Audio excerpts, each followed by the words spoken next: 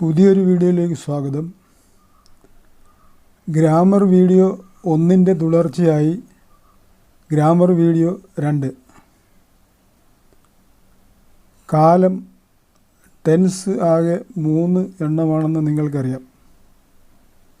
Present tense വർത്തമാനകാലം നടക്കുന്നത്, past tense ഭൂതകാലം നടന്നത്, ഫ്യൂച്ചർ ടെൻസ് ഭാവികാലം നടക്കാൻ പോകുന്നത് എന്നിങ്ങനെ 3 കാലങ്ങൾ. ഇവയിൽ ഓരോന്നിനും 4 വീതം വകഭേദങ്ങളുമുണ്ട്. പ്രസൻറ്റ് ടെൻസിന് 4 വകഭേദം, പാസ്റ്റ് ടെൻസിന് 4 വകഭേദം, ഫ്യൂച്ചർ ടെൻസിന് 4 വകഭേദം. അതിൽ പ്രസൻറ്റ് ടെൻസിൻ്റെ വകഭേദങ്ങളിലൊന്നായ സിമ്പിൾ പ്രസൻറ്റ് ടെൻസ്, സാമാന്യ വർത്തമാനകാലം, അതിനെക്കുറിച്ച് ആദ്യം. വർത്തമാനകാലത്തിൽ ഒരു സാമാന്യ വിവരം പറയുന്നതിന് സിമ്പിൾ പ്രസൻറ്റ് ടെൻസ് ഉപയോഗിക്കുന്നു. അതെങ്ങനെയെന്ന് ആദ്യം നോക്കാം. ഒരു പൂർണ്ണവാചകത്തിൽ സാധാരണഗതിയിൽ കർത്താവ്, കർമ്മം, ക്രിയ എന്നീ 3 ഘടകങ്ങളുണ്ടാകും. ഇത് തന്നെയാണ് ഇംഗ്ലീഷിൽ. ഉദാഹരണം നോക്കുക, ഉച്ചാരണം കൂടുതൽ ശ്രദ്ധിക്കുക. താല്പര്യമുള്ളവർ എഴുതിയെടുക്കാം.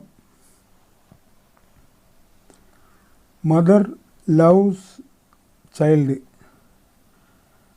അമ്മ കുഞ്ഞിനെ സ്നേഹിക്കുന്നു. ഇവിടെ അമ്മയാണ് കർത്താവ്. അമ്മയാണ് സ്നേഹിക്കുക എന്ന കൃത്യം ചെയ്യുന്നത്.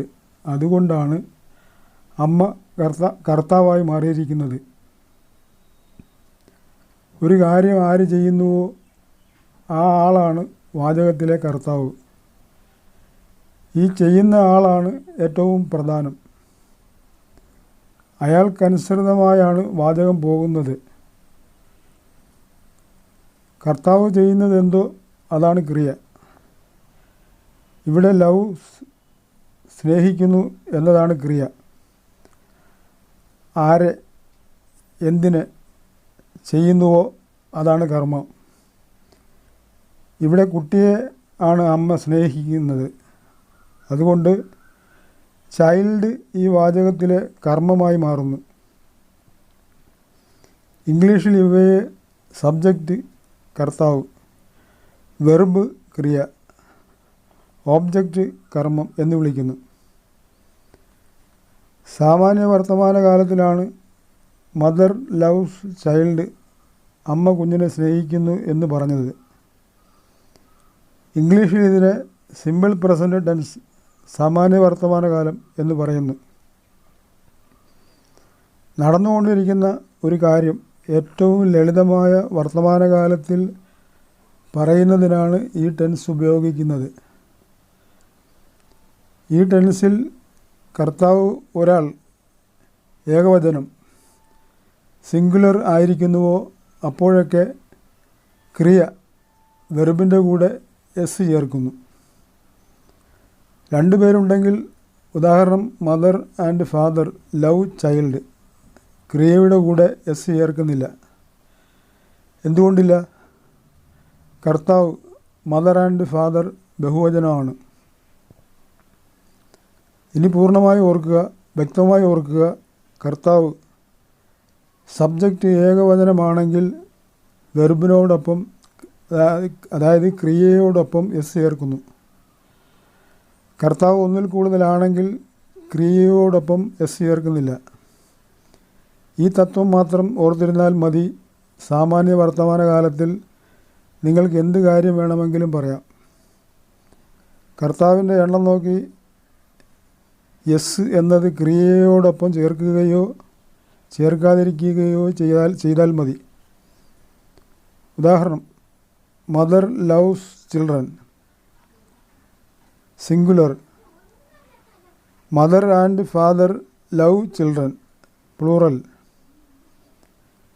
ഇനി നിർബന്ധമായി മനസ്സിലാക്കിയിരിക്കേണ്ട ഒരു കാര്യം, കർത്താവ് ഏകവചനമാണെങ്കിൽ ക്രിയയോട് എസ് ചേർക്കണമെന്ന പൊതു നിയമം ഒഴിവാക്കി ഐക്ക് വലിയ പ്രാധാന്യമാണ് വ്യാകരണത്തിൽ കൊടുത്തിരിക്കുന്നത്. ഐ അഥവാ ഞാൻ എന്നത് ഏകവചനമാണെങ്കിലും ഐ എഴുതുമ്പോൾ എപ്പോഴും ക്യാപിറ്റൽ ലെറ്ററിൽ എഴുതണം. ഇംഗ്ലീഷിൽ ആ വാക്കിന് പ്രത്യേക പരിഗണന നൽകിയിട്ടുണ്ട്.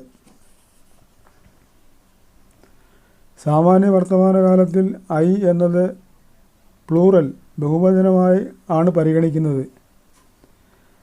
കർത്താവിൻ്റെ എണ്ണം നോക്കി ക്രിയയുടെ കൂടെ എസ് ചേർക്കുകയോ ചേർക്കാതിരിക്കുകയോ ചെയ്യണമെന്ന് പൊതു നിയമത്തെ അങ്ങനെ ഐ മറികടക്കുന്നു. ഉദാഹരണം, ഐ ലവ് ഓൾ, ഞാൻ എല്ലാവരെയും സ്നേഹിക്കുന്നു. ഇവിടെ ഐ ഒരാൾ മാത്രമാണെങ്കിലും ക്രിയയോടൊപ്പം എസ് ഇല്ല, കാരണം ഐ ബഹുവചനമായി പരിഗണിക്കപ്പെടുന്നു. കഴിഞ്ഞു. സിമ്പിൾ പ്രസൻറ്റ് ടെൻസിനെ കുറിച്ച് അറിയാനുള്ളതെല്ലാം കഴിഞ്ഞു. വർത്തമാനകാലത്തിൽ ഇനി 3 വകഭേദങ്ങൾ കൂടിയുണ്ട്. അതിനെക്കുറിച്ച് അടുത്ത വീഡിയോയിൽ. വീഡിയോ ഇഷ്ടപ്പെടുന്നെങ്കിൽ സബ്സ്ക്രൈബ് ചെയ്യണേ.